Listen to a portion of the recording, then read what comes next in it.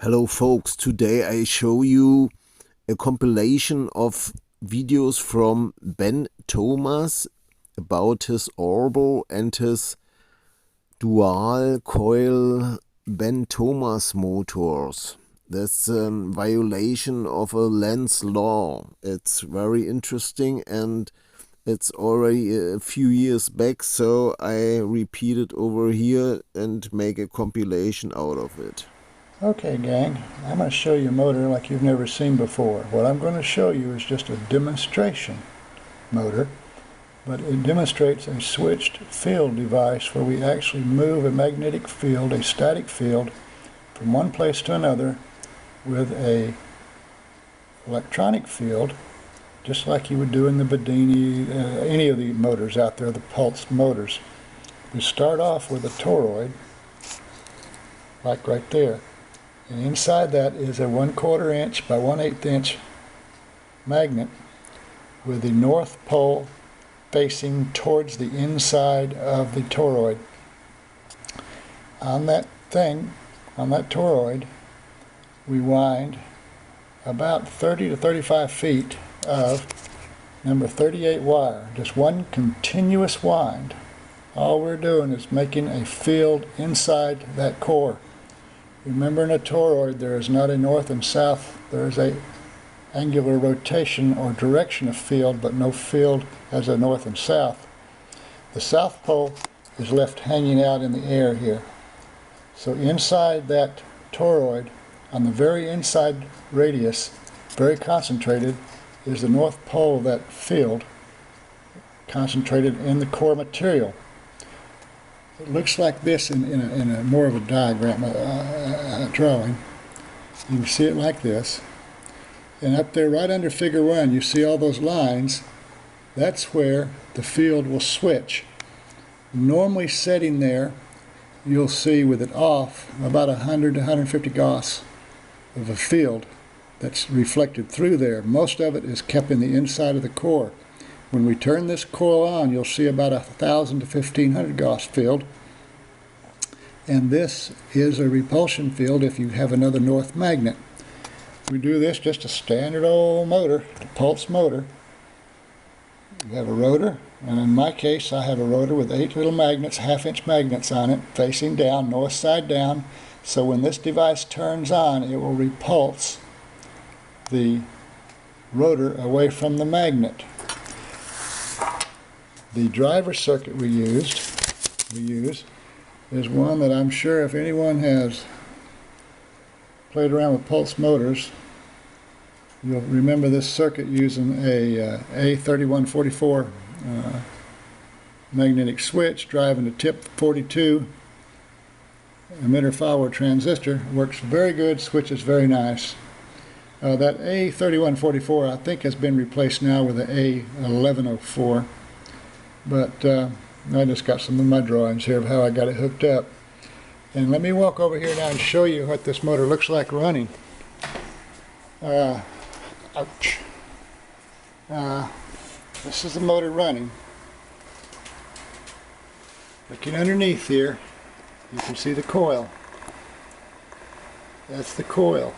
The very top of it there is where the magnet is. And when we turn that coil on, that magnet, the field shifts from the inside of the core towards the center and towards the outside, and the level of the north field is increased greatly, and if it's keyed properly, and in this case it's keyed by the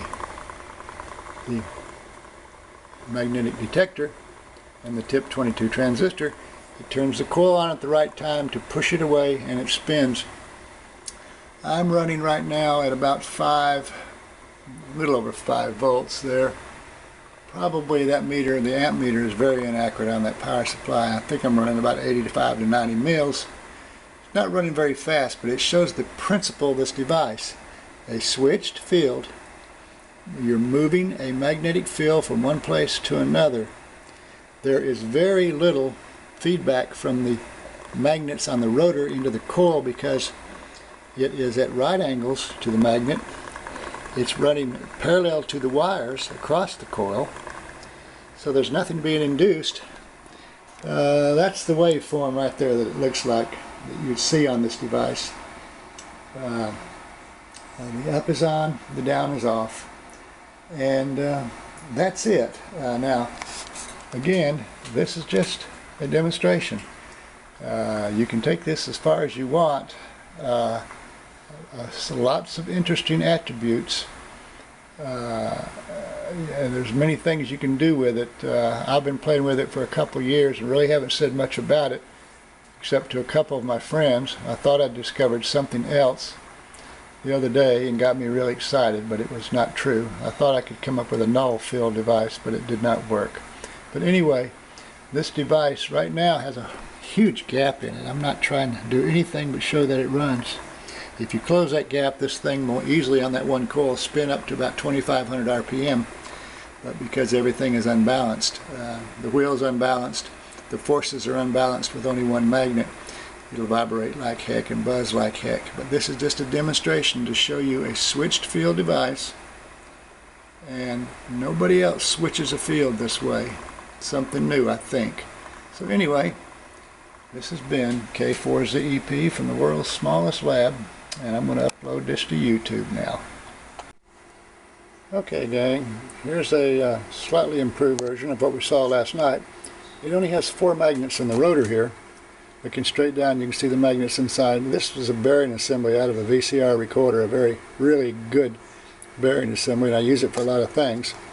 You can also see the coil here with the magnet, which is right there, and that's the magnet that gets switched through the core. When the core turns on, this portion of the core goes to the north, because this is north on this side, south on this side. When the core turns on, this part of the core turns north. Out into here, it's very little action in here. It's just right in front of this magnet here, where it turns on. Of course, it's being driven by a Hall effect device and a TP42 transistor, standard old pulse circuit driving. This particular coil, when you look at the waveform, it really switches very lousy. It's not a good switching coil. It works well, but it does not switch cleanly. I've had much better coils, but this is one step up from last night. And let's watch what happens here when we turn this thing on now. Give it a little start. And it's running on 5 volts right now. Now this doesn't look like much here. I will just say there's it running on 5 volts, and let's go up to 19 volts.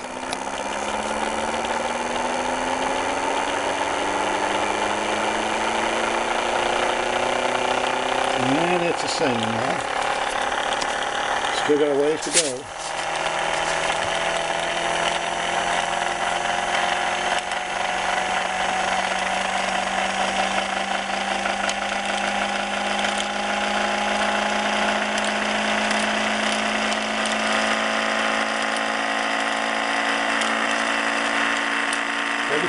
RPM, 3558 RPM, 3675 RPM, 4100 RPM,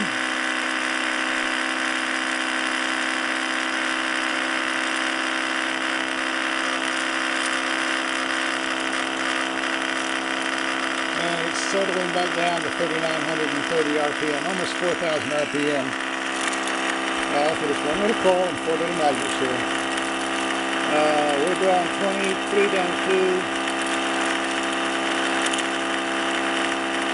about 6 watts to do this here.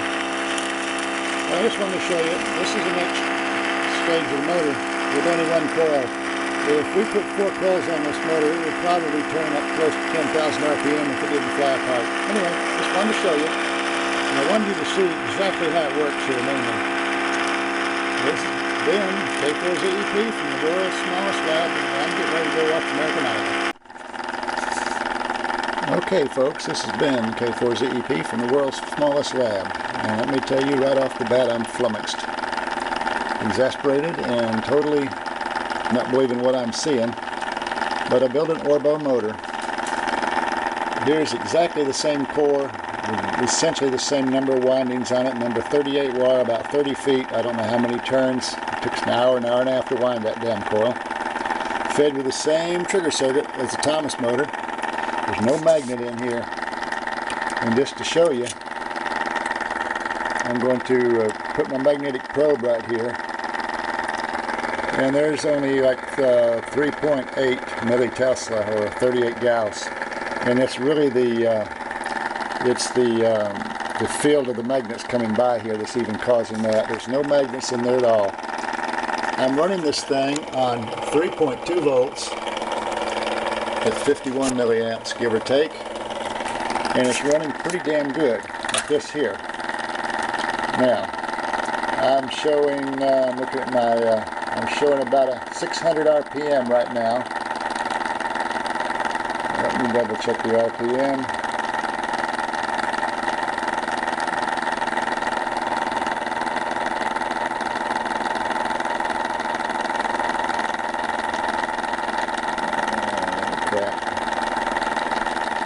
Too shiny. 900, about 900.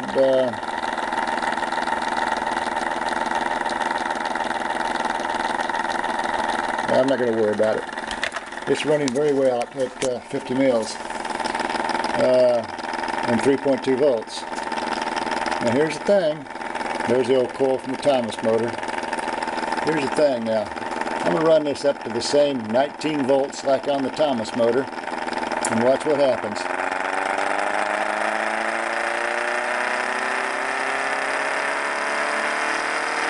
Drawing about 10 watts right now.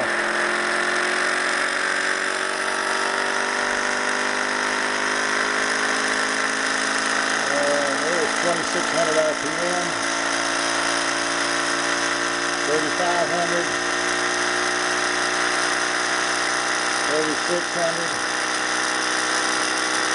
37, almost 3800.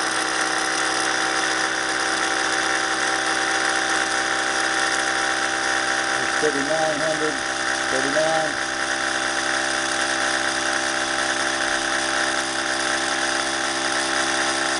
4400. The thing is just singing.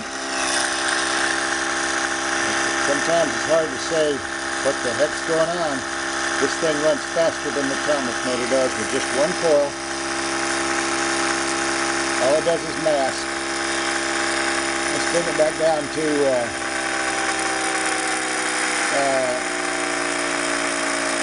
4 volts. And let's slow it down here with my finger a little bit.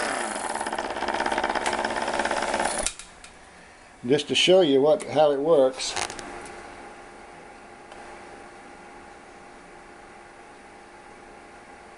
When it goes low there, that's when the coil is on and masking. When it's high, that's off. Now I can watch it in the corner of my eye. Right there is where it is, and it goes by this way. It's masked right to there, and there it gets unmasked right there. It gets unmasked there. It comes in here. It's sucked in by the toroid.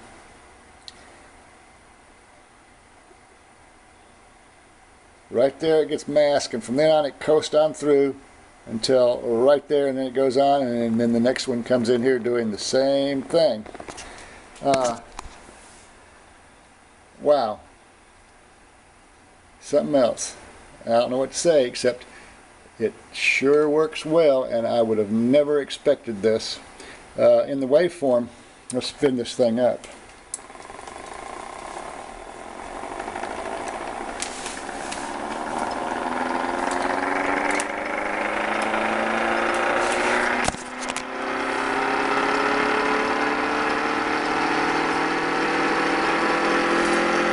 You can see the waveform there.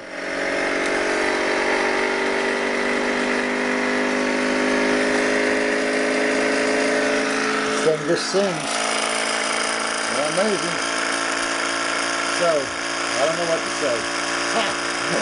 Life is good. This is Ben from K4ZEP from the world's smallest lab.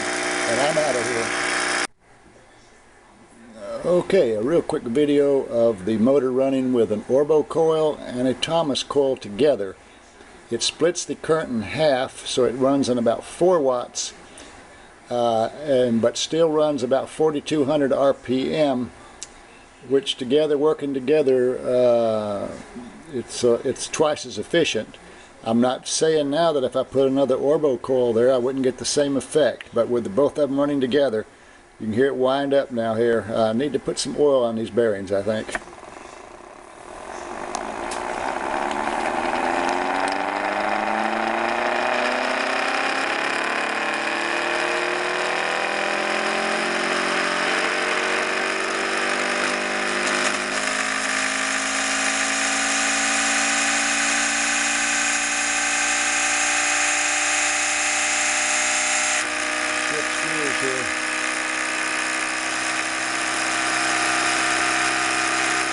Running 196 milliamps, and now the current with a Thomas coil in there, due to the generator effect, the current drops as it speeds up. With the Orbo coil, the current always stays exactly the same because there's no magnetic field being switched.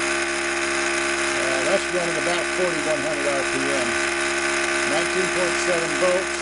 In reality, 5, 10, 15, about 18 volts switched to the coils, and I can make a bunch of tests. I just wanted to show you this with both coils running. It's twice as efficient with two coils, which is what I expected.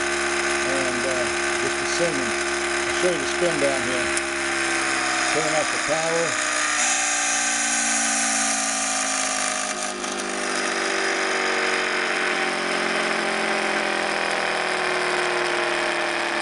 Takes a while to spin down.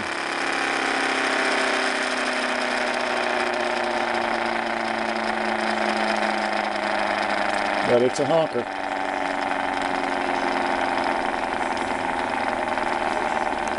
This has been K4ZEP from the world's smallest lab, and I'm just about out of here.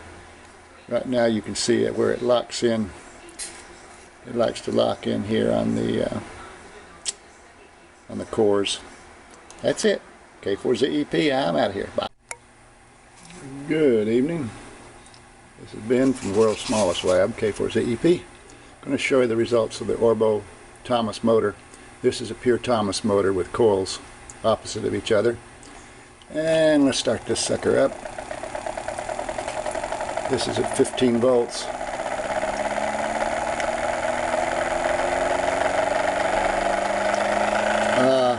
What I've discovered today, making a little bit more precise measurements as we go along. I'm going to drop it down to 10 volts here now just to keep the motor slower so it don't make so much racket. Is that the Orbo versus the Thomas. The Thomas is 9% more efficient electrical wise due to the generation action, and is 18% faster than the Orbo at the lower current. So you can add up efficiencies that you can play games with numbers, but it definitely works. This definitely works and works better. They both work well, but due to the generator action and the increased torque, it's just a more efficient motor. We got rid of the side loading on the rotor so it wasn't beating the bearings to death. The bearings always sound rough. I keep putting oil on them, trying to get them to last here until I can build another machine. I'm going to have to get some good ceramic bearings and make me a decent rotor and get it balanced and do it right. But this was just proving concept, and it runs very well now with a 2-coil. At this configuration with 19 volts, it will run approximately 400, it will run 4,400 RPM at 19.7 volts in the Thomas configuration, and it will run approximately 4,100 in the Orbo configuration. But at the same time, the Orbo configuration will draw about 130 mils, and the Thomas configuration will draw about 95 to 100 mils. So, and in the Thomas coils, as it speeds up, you will see the generation action will lower the current required. Someone asked if the RPM, changing the RPM or putting a load on the Thomas would change the current, and it will. If you load it down and slow it down, the generator action will start to go away if you do a significant reduction in RPM, where the Orbo, the current and the voltage will always be the same.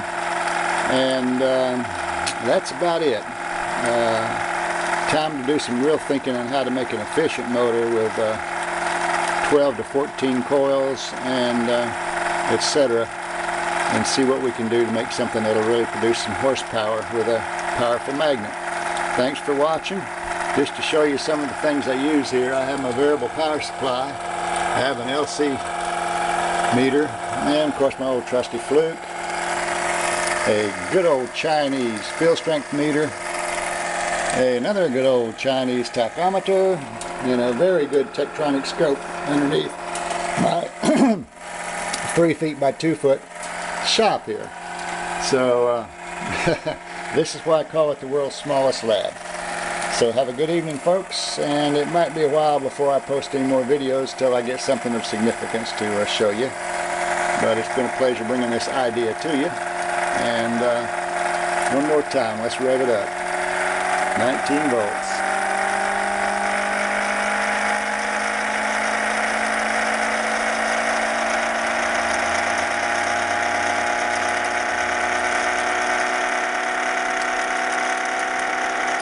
Inducing. That's all. This has been K4ZEP and good night. Hi gang, this has been K4ZEP in the world's smallest lab. And here's my latest little Thomas motor. It's a miniaturized version.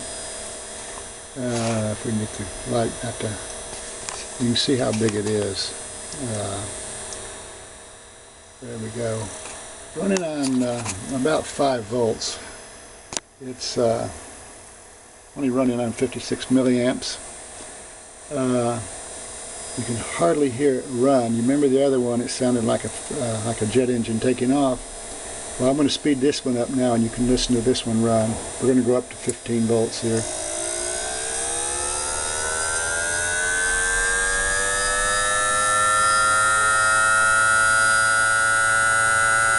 And at 15 volts, it's drawing 144 milliamps right now, 141, and as it speeds up, the current does drop.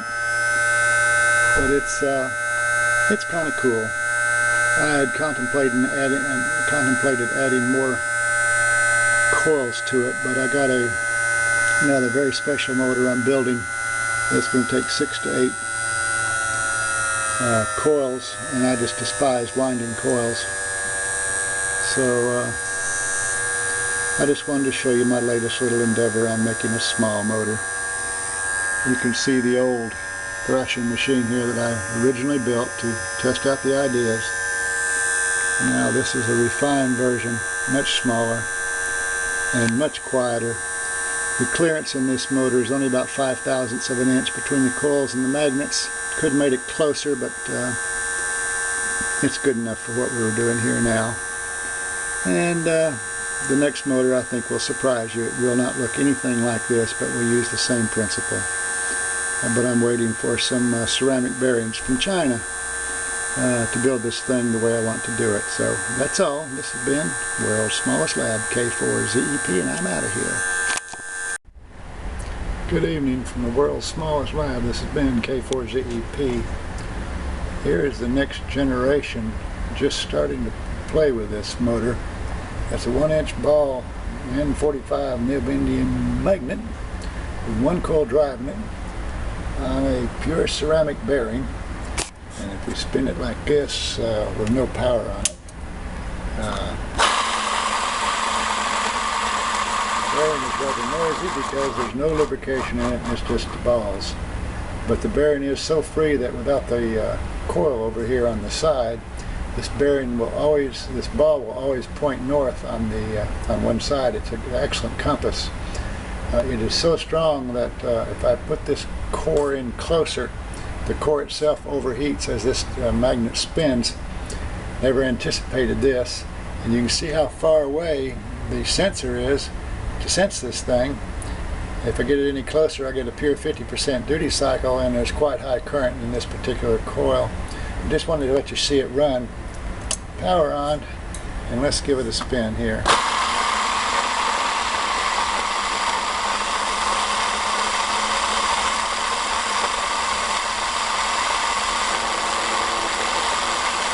That's running about